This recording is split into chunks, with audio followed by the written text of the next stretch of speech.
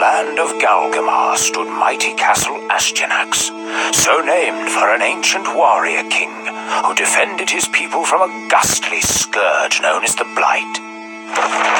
Upon the death of Astyanax, the castle was erected as a monument to strength, and in the centuries that followed, both king and castle were seen as the embodiment of peace and prosperity throughout the world. As time passed, Ruprecht, a descendant of Astyanax, became king of the castle. He was benevolent and kind. The kingdom was filled with happiness and plenty, and its people had want for nothing.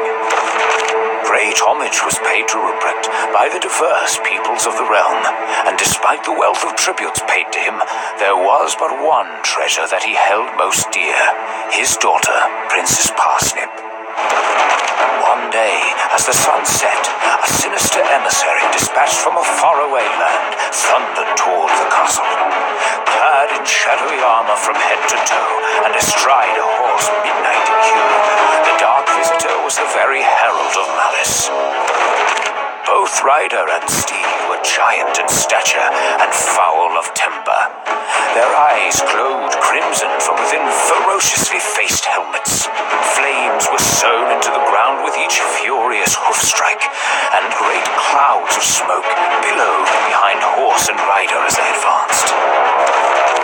When he reached the castle's gate, the kingdom's most stout-hearted of heroes cowered in fear. I am Smorgan Magma, the rider boomed. I carry a message of great import. I demand an audience with your king.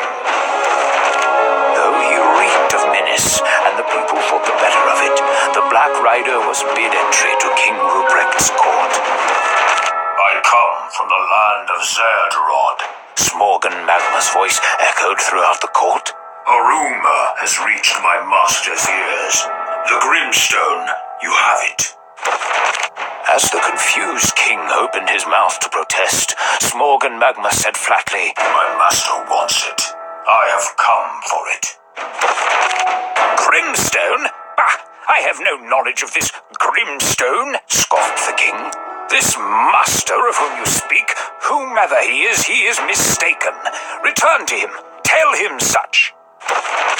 With a dismissive wave, the king derided, Away with you, Black Rider! Bother us no further. Fool! Smorgan Magma hissed. That is a lie. You know of what I speak. The Black Knight outstretched his arms and gestured to the court. The Grimstone is all that was, is, and shall be. It builds, it destroys, it is life, it is death. Your ancestor, the warrior King Astyanax himself, knew this. A great silence fell over the room. As the intensity of Smorgan's stare penetrated the king, a shiver overcame him. It surprises me that you claim you do not.